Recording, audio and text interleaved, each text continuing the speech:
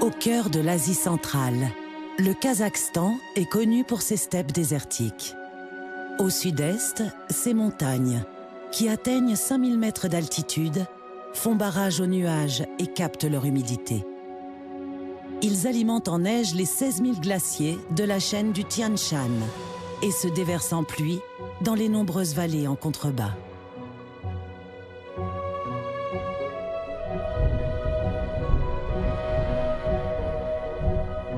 Dans ces paysages vertigineux se trouve le parc national des lacs Kolsaï, à la frontière avec le Kirghizistan. L'endroit est célèbre pour son eau pure, ses forêts et ses lacs aux couleurs turquoises.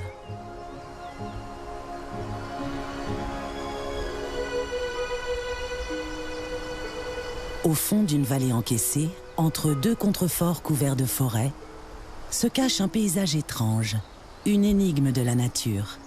Le lac Khendy.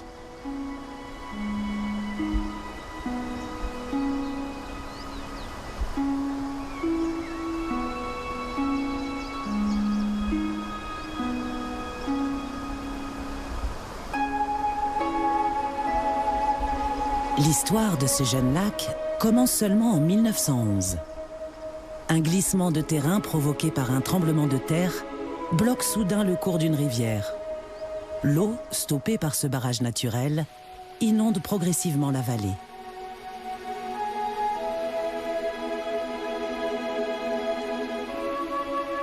Impuissants face à ce flot continu, des dizaines d'épicéas sont lentement submergés.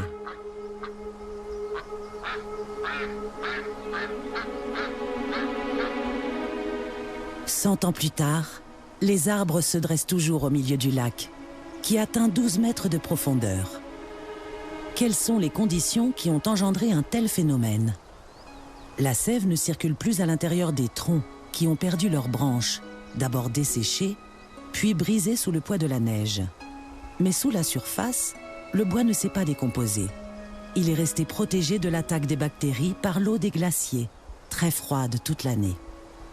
Autour des branches englouties, de mystérieuses plantes ont fait leur apparition.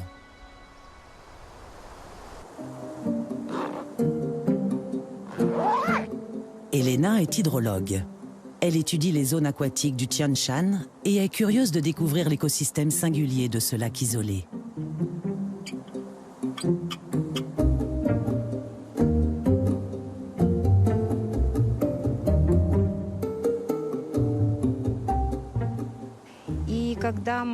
Lorsque nous avons exploré le lac en 2016, nous avons constaté que les arbres immergés étaient recouverts d'algues ou de plantes aquatiques. C'était assez difficile à définir. Malheureusement, nous n'avons pas pu collecter d'échantillons. Mais cette fois-ci, je vais plonger et faire des prélèvements de ces algues ou plantes, dont j'espère pouvoir déterminer précisément les espèces. Ce sont des spécimens précieux, car personne, à ma connaissance, n'a encore mené de telles recherches dans le lac.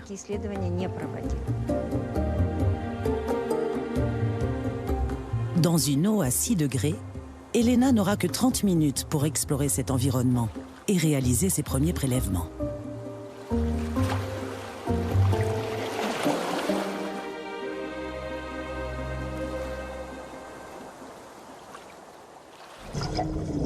Sous la surface, la visibilité est mauvaise. Le fond du lac est couvert de sédiments et d'un tapis de plantes aquatiques. Le courant de la rivière a charrié des algues qui se sont déposées sur les branches à peine décomposées.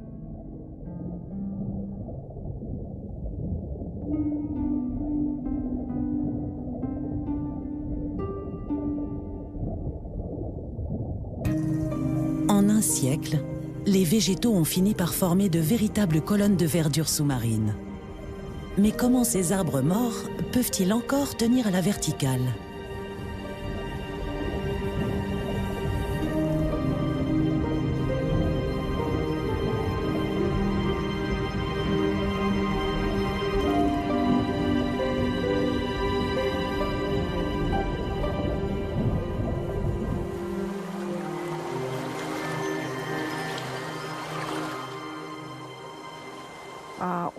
Ces épicéas ont un système racinaire puissant.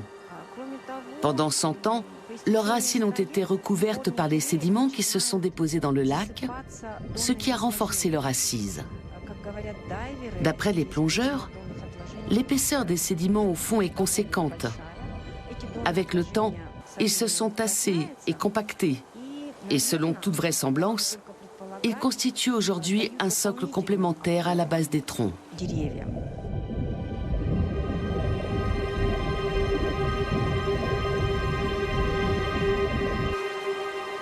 À cause du froid et du manque d'oxygène, Elena n'a pas pu réaliser tous les prélèvements souhaités. C'est donc un apnéiste, parfaitement à l'aise sous l'eau, qui prend le relais.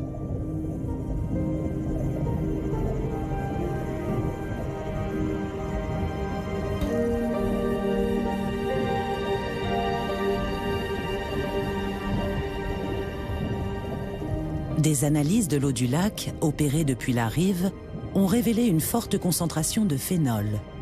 Selon Elena, il serait émis par les algues accrochées aux arbres. En quantité importante, cette substance est toxique. À l'instar de la grande froideur de l'eau, elle complique le développement de la vie aquatique à K'indi.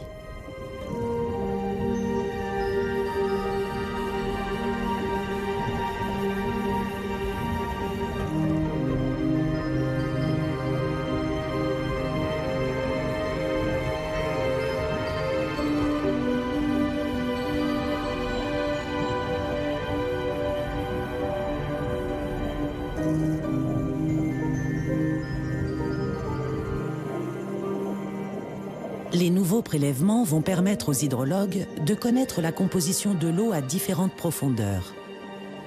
Les scientifiques mesureront les concentrations en zoo et phytoplancton, ainsi qu'en métaux lourds, pour évaluer l'état de santé du lac.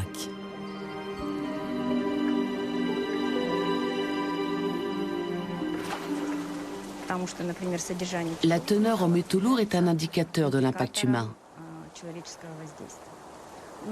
Cette question est devenue un point important de nos recherches, car malheureusement, à l'heure actuelle, la plupart des plans d'eau sont exposés aux effets du tourisme.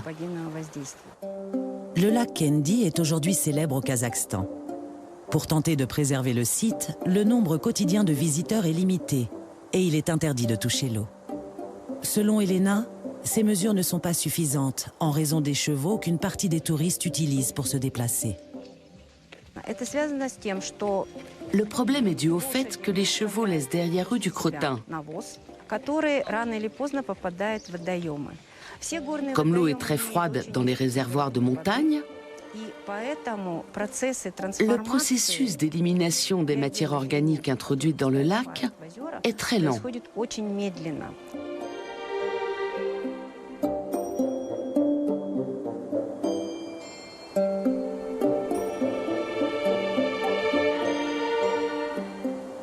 L'analyse des échantillons prélevés par Elena permet de conclure que la qualité de l'eau du lac reste bonne. La présence de truites fario, sensibles à la pollution, en atteste également. L'espèce a été introduite par des pêcheurs dans les années 1970. Depuis, ces poissons très résistants se sont adaptés à leur nouvel environnement, se nourrissant d'insectes et de micro-organismes charriés par le courant.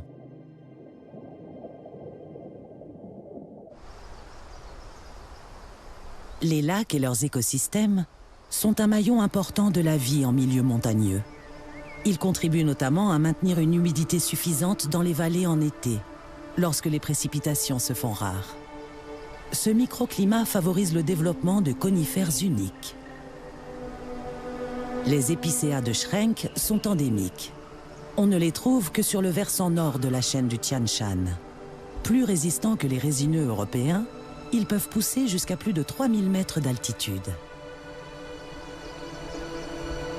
Sous leurs branches qui filtrent la lumière, un sous-bois ombragé conserve l'humidité et l'eau de pluie, offrant des conditions idéales pour l'épanouissement d'un biotope varié.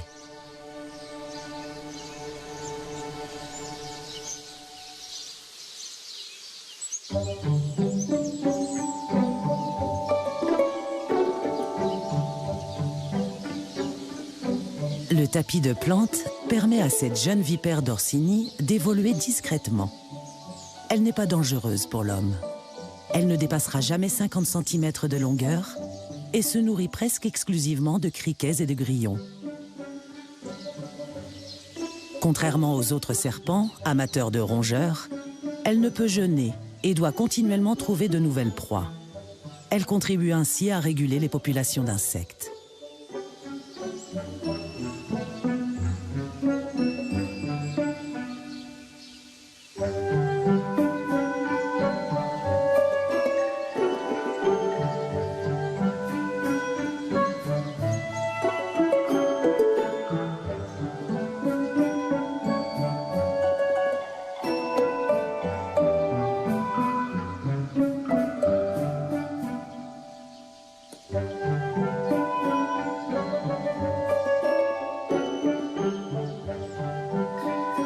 Sa taille n'a pas l'air d'impressionner cette fourmi, qui tente désespérément de transpercer les écailles de sa peau.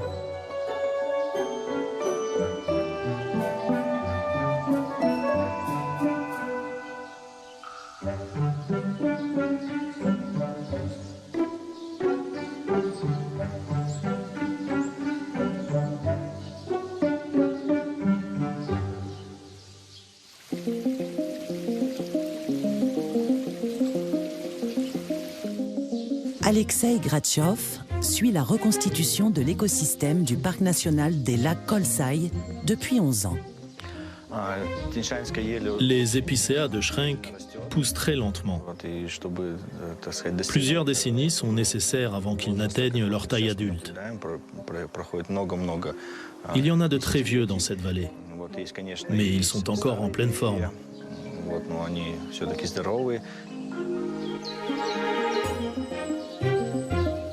Dans cette région où les séismes et les glissements de terrain sont fréquents, les solides racines des épicéas ralentissent l'érosion.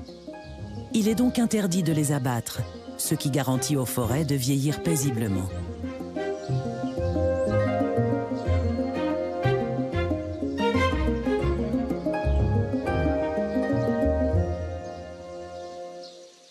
Avec le temps, certains arbres morts deviennent même des refuges pour les habitants de la forêt. Le petit duc est un spécialiste du camouflage.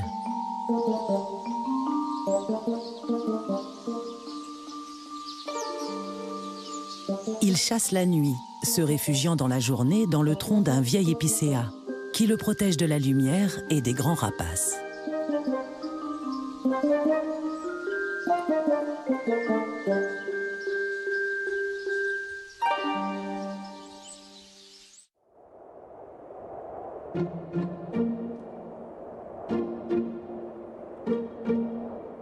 Chaque étage de la montagne se distingue par son propre écosystème.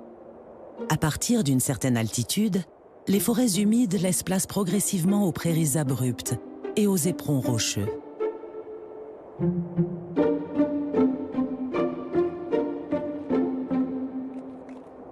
Sur les dernières pentes herbeuses avant la haute montagne et les neiges éternelles, vivent les bouquetins de Sibérie, appelés aussi yangir.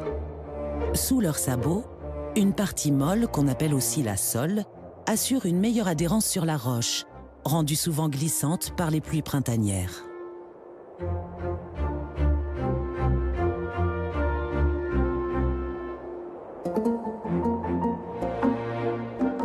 Grâce à cet attribut singulier, les yangirs arpentent promontoires et parois et passent commodément d'une prairie à l'autre pour atteindre des plantes auxquelles les autres herbivores n'ont pas accès.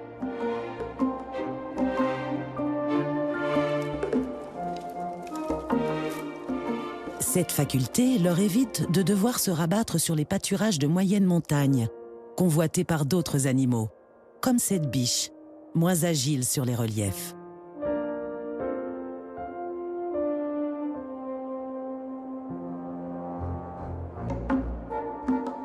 Les mâles ont de longues cornes de kératine, une paire pouvant peser jusqu'à 6 kg à l'âge adulte. Cet apanage encombrant leur servira à se battre lorsque commencera la saison des amours au début de l'hiver. Comme tous les ruminants, les bouquetins sont soumis à la règle des 3-8.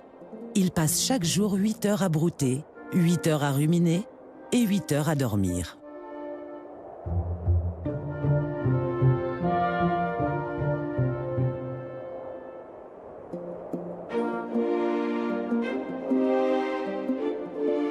Il y a encore une quinzaine d'années, ces bouquetins étaient chassés pour leur viande et pour leur peau. La création de parcs nationaux, comme celui qui englobe le lac Kendi, a permis de sauver l'espèce au Kazakhstan.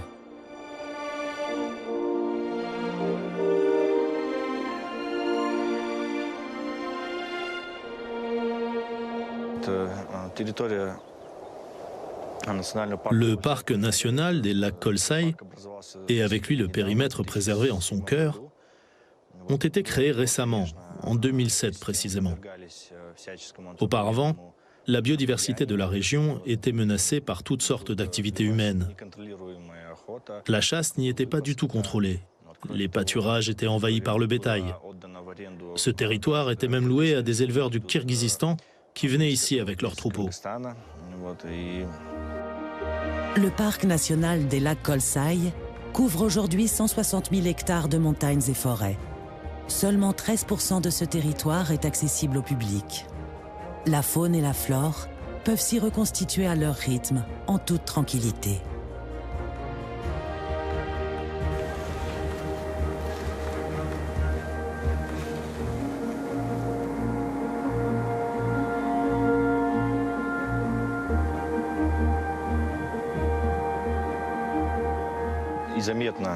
Dès la création du parc, le nombre d'animaux sauvages s'est mis à augmenter rapidement. Mais on ne décelait toujours aucun signe de présence de la panthère des neiges. Et puis, subitement, à partir de 2012-2013, les rangers ont trouvé de premières traces. Il aura fallu attendre 5 ans pour que ce grand prédateur commence à revenir sur son ancien territoire. Enfin, après avoir mené plusieurs opérations de suivi en 2014 et en 2015, on a dénombré 15 à 17 individus. On pouvait officiellement dire que la panthère des neiges était de retour dans la région des lacs Kolsay.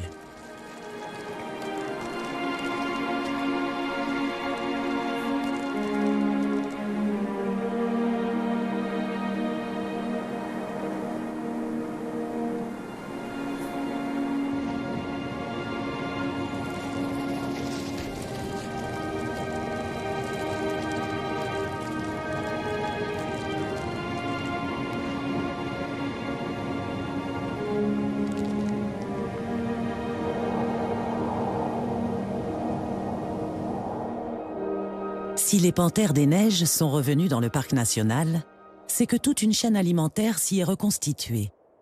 Parmi les proies des félins, on trouve un curieux rongeur, guère plus gros qu'un cochon d'Inde, le picarou. Ce pica vit à plus de 2500 mètres d'altitude, se cachant dans le labyrinthe formé par les pierres tombées des falaises. Comme la plupart des rongeurs, il a une très mauvaise vue. Aussi, il ne s'éloigne jamais très loin de son nid, afin d'être en mesure de se replier rapidement à l'approche d'un prédateur.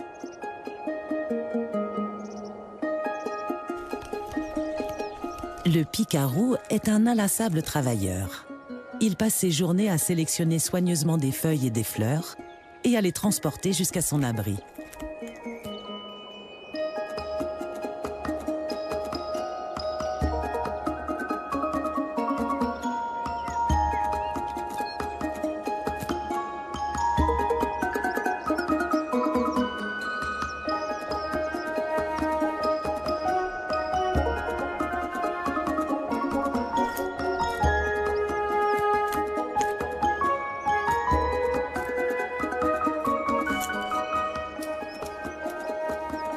Il connaît par cœur son réseau de galeries et se déplace rapidement entre les rochers. Il n'a pas le choix, car cette réserve sera son unique source de nourriture quand la neige aura recouvert le pierrier. S'il est très résistant au froid, le pica supporte beaucoup moins les pics de chaleur. Son organisme ne tolère pas les températures avoisinant 30 degrés. Le réchauffement climatique le pousse donc d'année en année à s'établir plus haut en altitude.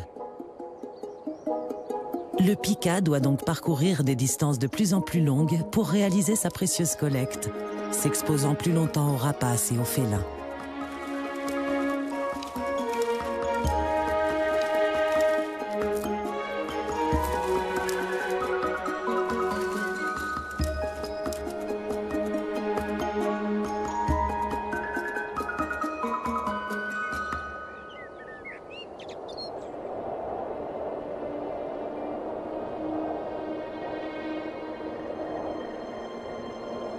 La montagne est un milieu rude pour ceux qui y vivent toute l'année. Pendant les 6 mois tempérés, les animaux montent en altitude pour chercher nourriture et fraîcheur dans les prairies. Mais dès le mois de novembre, les premières neiges font leur apparition et les arbres du lac Kendi semblent encore un peu plus figés sous ce blanc manteau.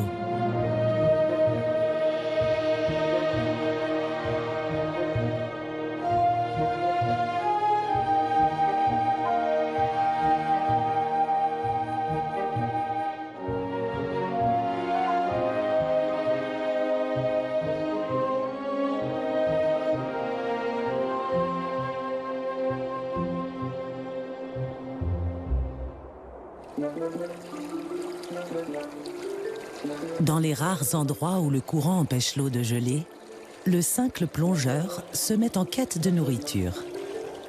Il retourne un à un les cailloux de la rive pour dénicher quelques micro-invertébrés.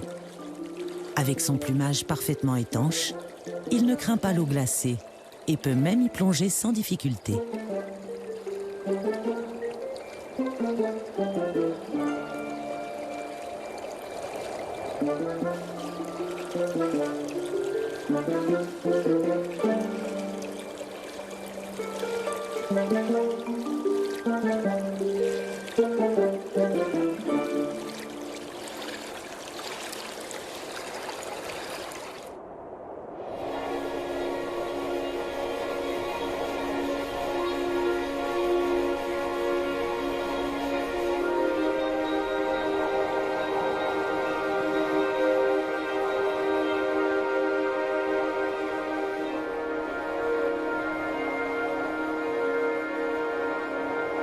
Le parc national des lacs Kholsai est un sanctuaire pour la faune.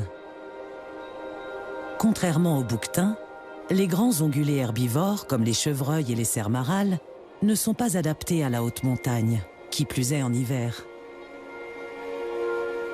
Lorsque la couche de neige dépasse 50 cm, ils migrent vers les vallées à la recherche de ronces et des dernières pousses disponibles. Ces marches sont épuisantes et les prédateurs le savent bien.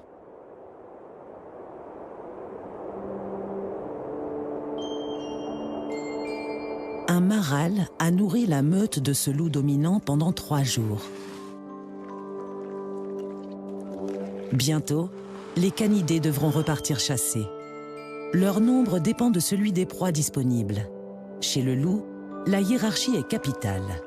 Le mâle alpha est le premier à se nourrir, mais il est très vite rejoint par la femelle alpha.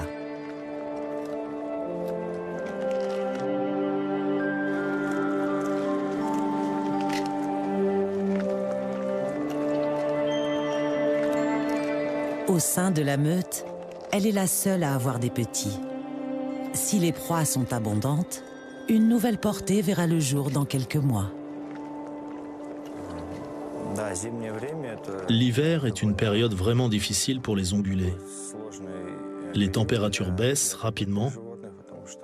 En l'absence de végétation, il ne leur reste que très peu de nourriture.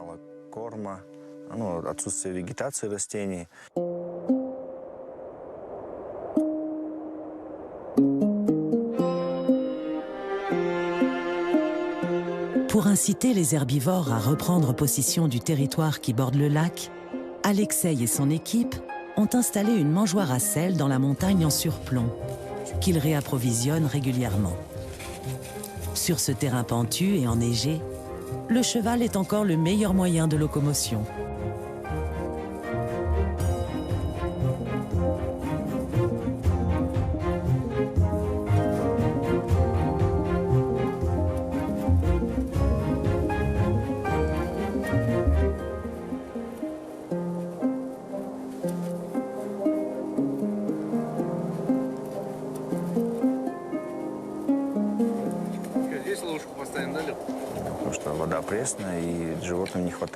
L'eau des ruisseaux est pauvre en sels minéraux. Les animaux peuvent donc souffrir de carences. Un dispositif biotechnique spécial a été mis en œuvre au sein du parc pour apporter des compléments alimentaires aux animaux qui en ont besoin. Il peut s'agir de foin pour les herbivores, mais aussi de pierres alléchées et de sel. Les animaux les consomment à des endroits dédiés et compensent ainsi leur manque en apports minéraux. Le piège vidéo installé sur la mangeoire servira à observer les allées et venues des bêtes et à évaluer leur état de santé. Une faune sauvage en abondance présente un attrait pour les touristes et pour les chasseurs aux abords de la réserve. C'est une part importante de l'économie du parc. Si l'apport en sel et en minéraux rend les animaux dépendants, il permet néanmoins de maintenir des populations de grands herbivores au sein de la zone protégée, loin des braconniers, ce qui profite à d'autres espèces. Grâce à l'augmentation rapide du nombre d'herbivores, les effectifs de prédateurs rares menacés d'extinction augmentent à leur tour. Et ça vaut en particulier pour la panthère des neiges. Dans la zone centrale des parcs nationaux du Kazakhstan, toute présence humaine est interdite. C'est ici que vivent la plupart des 150 dernières panthères des neiges du pays. Ces insaisissables félins parcourent des centaines de kilomètres chaque année pour satisfaire leurs besoins en gibier. Pour mieux les protéger, Alexei tente de suivre leurs déplacements. Il aimerait réussir à concilier l'expansion du territoire de ce grand prédateur et le développement du tourisme.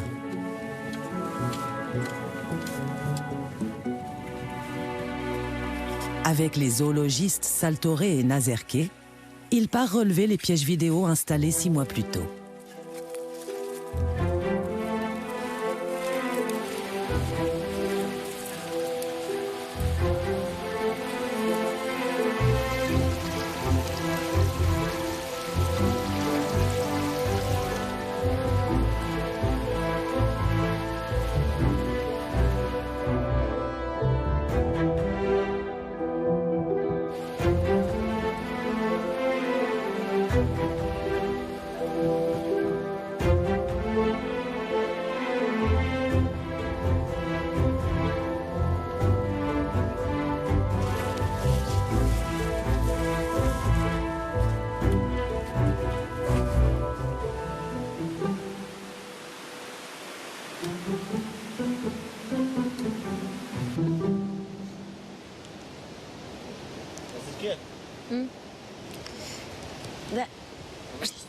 Да, снежного барса?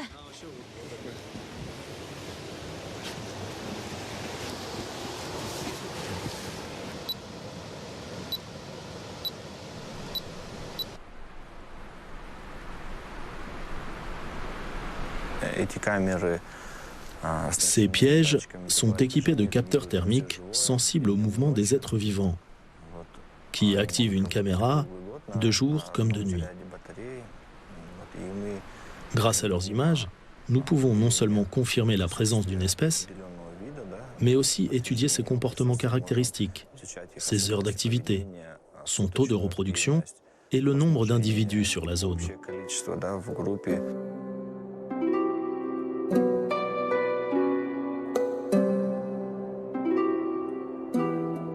La pose de ces pièges vidéo est délicate. Elle nécessite de grandes compétences naturalistes afin de déterminer à quel endroit pourraient passer les panthères. Saltoré est photographe animalier et chercheur à l'Institut de zoologie d'Almaty. Il est l'une des rares personnes à avoir l'autorisation de vivre dans la réserve. Il collabore avec Alexei pour le suivi des panthères. Notre travail consiste à cartographier avec précision le territoire de la panthère des neiges. Pour y parvenir, il faut commencer le suivi en hiver. La neige est un allié dans nos recherches, car elle permet de gravir plus facilement les pentes raides. Nous suivons les sentiers empruntés par les animaux sauvages. Leurs traces sont un bon indicateur pour évaluer si le nombre de proies potentielles est suffisant. Ici, la panthère chasse surtout le bouquetin du Tian Shan. En suivant les pistes des bouquetins, on finit parfois par trouver des empreintes de panthères.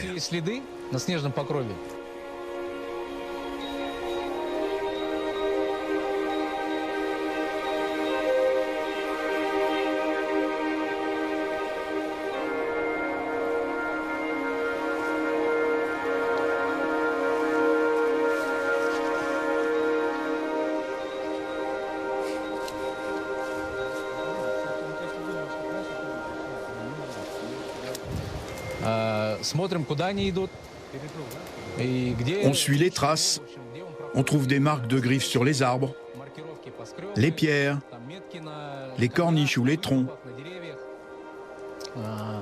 Et c'est précisément à ces endroits que nous installons nos pièges vidéo. Une fois qu'on a filmé et identifié une ou plusieurs panthères sur la zone, on passe à la deuxième phase.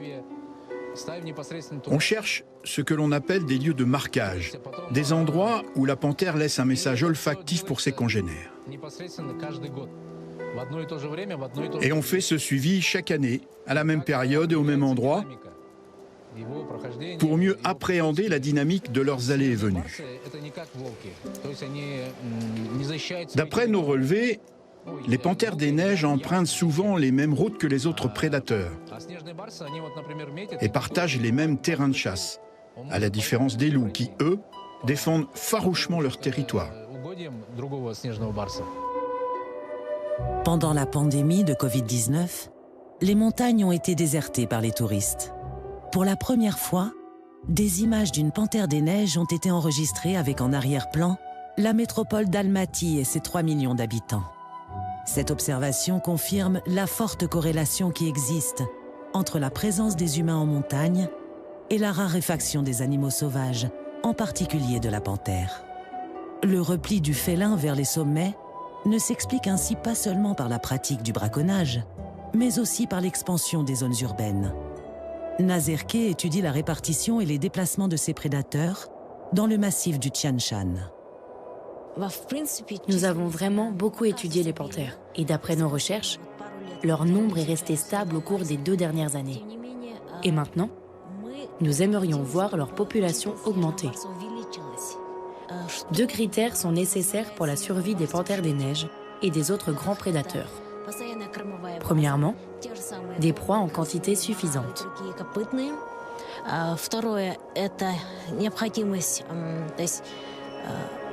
Deuxièmement, un terrain leur permettant de passer sans obstacle d'une zone à une autre pour trouver du gibier.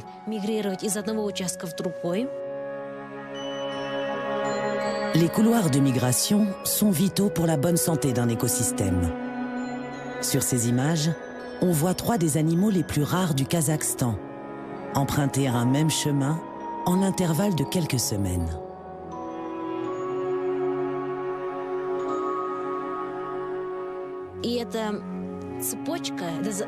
La répartition de la faune sauvage est intimement liée aux activités humaines. Modifier les ressources naturelles, c'est changer le quotidien d'une espèce. Et c'est tout un écosystème qui peut être bouleversé.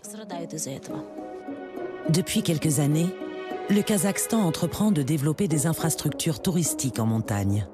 C'est ainsi qu'une station de sport d'hiver devait être construite à Koksaylo, un projet qui empiétait sur plus de 1000 hectares protégés dans le parc national d'Ile-Alato. Nos recherches ont établi que la zone de Koksaylo abrite des espèces rares, et même que les panthères des neiges y vivent.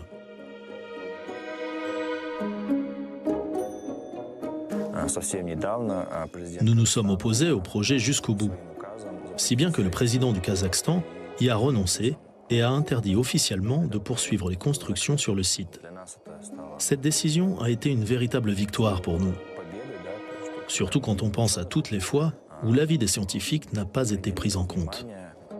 Le projet de Koksaylo a donc finalement été abandonné en 2017 et les fonds qui lui étaient alloués ont été redéployés au profit de stations existantes. Notre objectif est de permettre le développement harmonieux du tourisme dans les montagnes, respectant le monde animal. La cohabitation de l'homme et de la faune sauvage est possible. Elle est même essentielle pour assurer la survie des panthères des neiges. Les données réunies par les scientifiques contribuent au renforcement de la protection des espaces où le félin est actif. Cet animal est encore si mystérieux que tous les ans, des surprises attendent les chercheurs lorsqu'ils relèvent leurs pièges.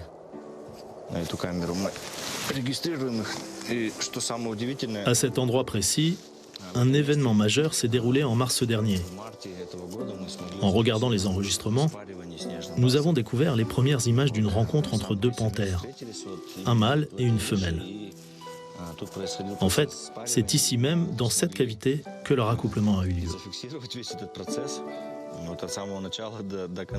Les pièges photos ont enregistré plus de 2000 clichés, qui documentent tout son déroulement, du début jusqu'à la fin. Cette femelle, nous la connaissons bien. Elle avait déjà 2 petits.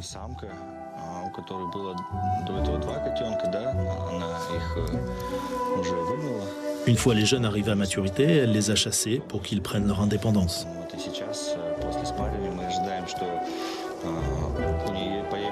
Après cet accouplement, nous espérons bien revoir cette femelle et ses nouveaux petits l'année prochaine.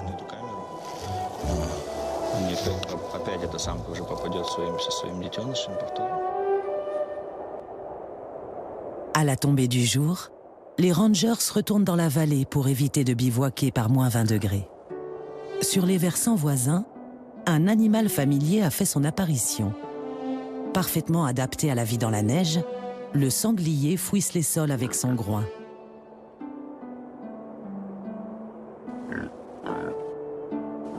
Tout comme le cochon, dont il est l'ancêtre, il ne fait pas la fine bouche.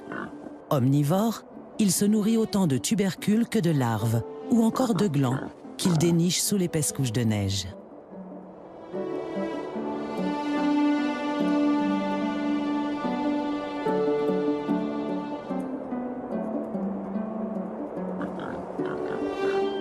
Le travail accompli par ce bulldozer de la nature est une aubaine pour les corbeaux. Opportunistes, ceux-ci viennent profiter des quelques restes laissés par le quadrupède.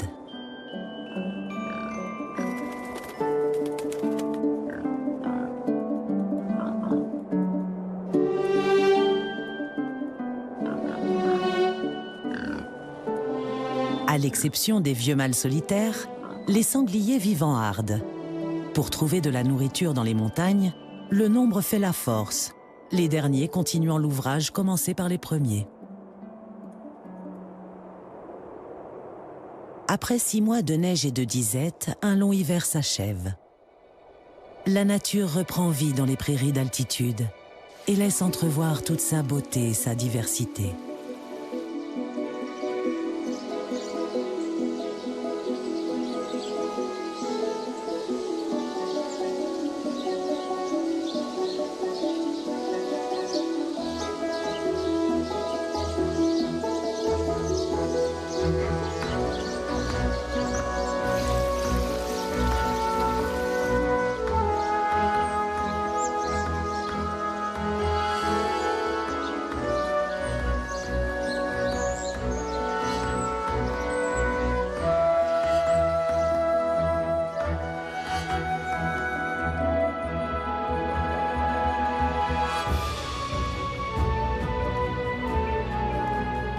À plus de 3000 mètres d'altitude, les torrents recommencent à irriguer les prairies. Pendant la fonte des neiges, l'abondance en eau relance le développement de la végétation. Une colonie de marmottes à longue queue s'est établie sur ces pentes, aux plantes très nutritives.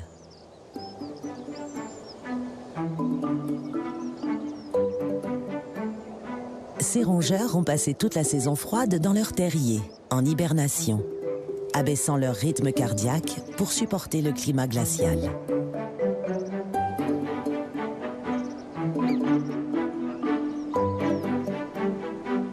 Aujourd'hui, les marmottes profitent du temps ensoleillé pour reconstituer leurs réserves de graisse, en se nourrissant d'herbes et de fleurs. Une guetteuse monte la garde. Bien souvent, le danger vient du ciel.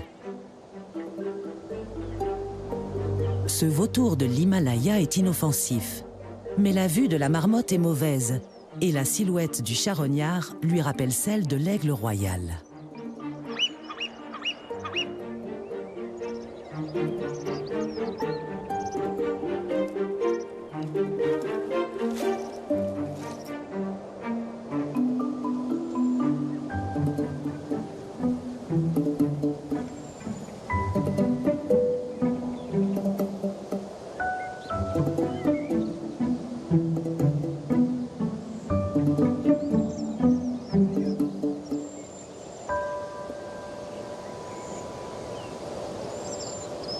Les fausses alertes sont fréquentes, surtout depuis que la nouvelle génération s'est mise à explorer les environs. Encore maladroits, les marmotons ne s'écartent guère du terrier, mais cela suffit pour apprendre les rudiments de la vie quotidienne.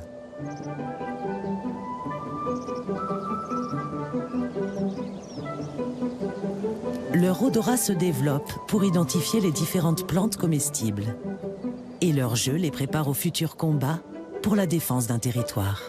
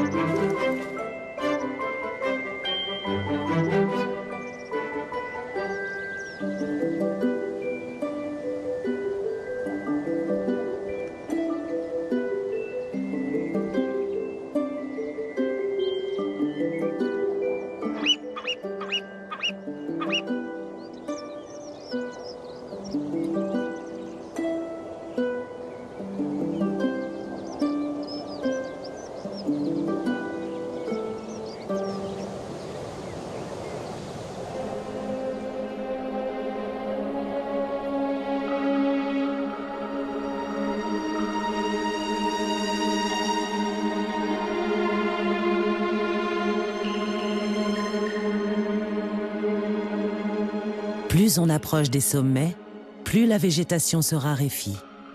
Le froid et le vent l'empêchent de se développer. Les animaux sont quasiment absents ou n'y font que de brefs passages.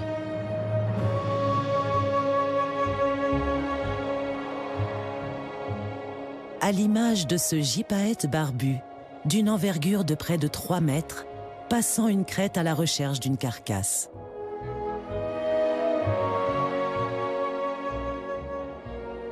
À partir de 3600 mètres d'altitude, les premiers glaciers du Tian Shan apparaissent. Ils sont en mouvement constant au gré des conditions climatiques. La vie dans les vallées dépend largement de l'eau pure que ces colosses libèrent durant la saison chaude.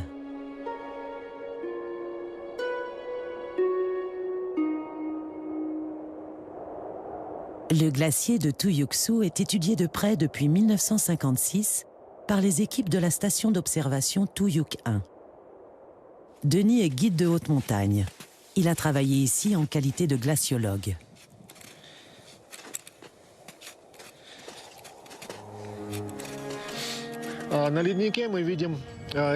On voit des piquets dépasser du glacier. Il y en a plus d'une centaine. Chacun porte des coordonnées GPS et un numéro. Ils servent à étudier la vitesse de déplacement du glacier. Il suffit de relever régulièrement leurs coordonnées GPS pour suivre son mouvement. Les piquets permettent aussi de mesurer l'épaisseur de la couche de neige et de calculer quelle quantité a fondu. C'est un protocole de recherche classique imaginé dans les années 1970 par le professeur russe Konstantin Makarevitch. La méthode fonctionne toujours. Personne n'a rien trouvé de mieux jusqu'à aujourd'hui. Mettons-la en application. Ce piquet de 3 mètres a été planté profondément dans la glace. Aujourd'hui, il est plus haut que moi. Il dépasse d'environ 2,50 m. Il n'est donc enfoncé que de 50 cm dans la neige.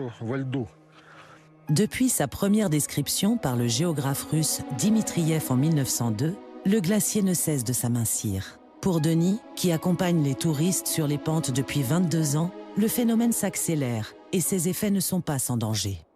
Le climat change. Il y a 5 ans, je pouvais affirmer sans hésitation qu'il pleuvrait le lendemain dans l'après-midi, qu'en septembre il ferait froid ou qu'on aurait 2 jours de neige avant le retour d'un temps clément et stable. Mais maintenant, ce n'est plus le cas. La météo est devenue imprévisible, tout comme les vents qui soufflent complètement différemment. Tout change très vite et il est dorénavant très difficile de faire des prévisions. Cela complique énormément notre travail.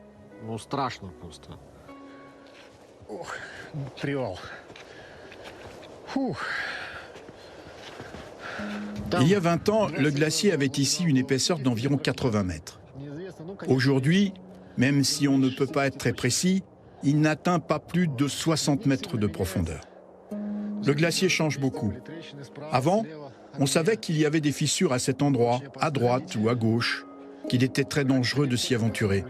Alors on marchait au centre. Maintenant, la situation a changé et de nouvelles crevasses se sont ouvertes. Il y en a même certaines en plein milieu. Comprendre l'impact du réchauffement climatique sur la fonte des glaces est un des sujets de recherche de la station d'observation Tuyuk 1.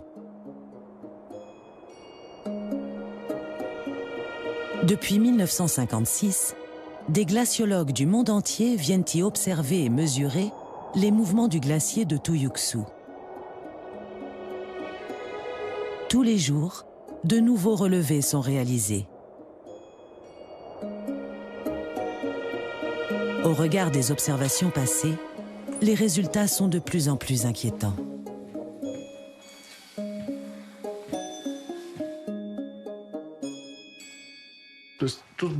Cette carte résume les études qui ont été réalisées.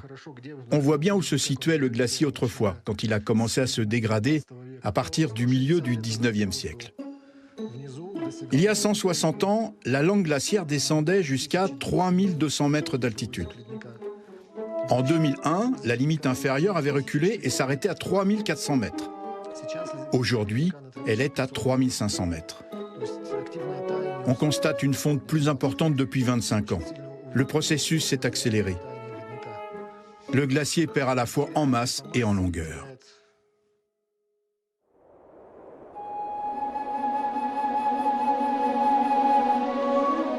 Les 3 millions d'habitants de la ville d'Almaty dépendent en grande partie de l'eau procurée par les glaciers. De plus, l'accélération de la fonte des glaces perturbe l'équilibre naturel de la région. L'eau, autrefois retenue en altitude, descend désormais vers la vallée, mais trop vite. De nouvelles menaces font leur apparition. Ici, il y avait un lac glaciaire qui a débordé en 1973. En s'écoulant, il a provoqué une grosse coulée de boue. Cela a été une catastrophe pour la ville d'Almaty, où plusieurs personnes ont perdu la vie. La langue inférieure du glacier était là, en 1973. En 1999, quand je suis venu pour la première fois, le glacier commençait là. Depuis, il a reculé de 600 à 700 mètres.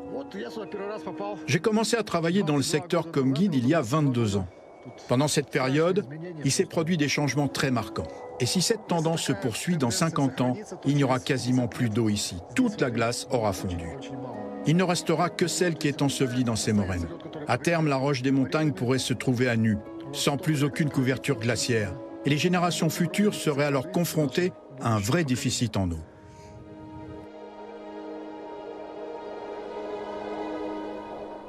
« 50 ans. Si le réchauffement climatique suit son cours actuel, c'est le délai estimé par le guide jusqu'à la fonte totale des glaciers de la vallée de Tuyuk-su. Une telle situation aurait sans aucun doute des conséquences très importantes pour tout l'équilibre des montagnes kazakhes, asséchant progressivement les lacs et les forêts. En restaurant ces parcs nationaux, le Kazakhstan a montré qu'il avait un vrai désir de protéger son patrimoine naturel.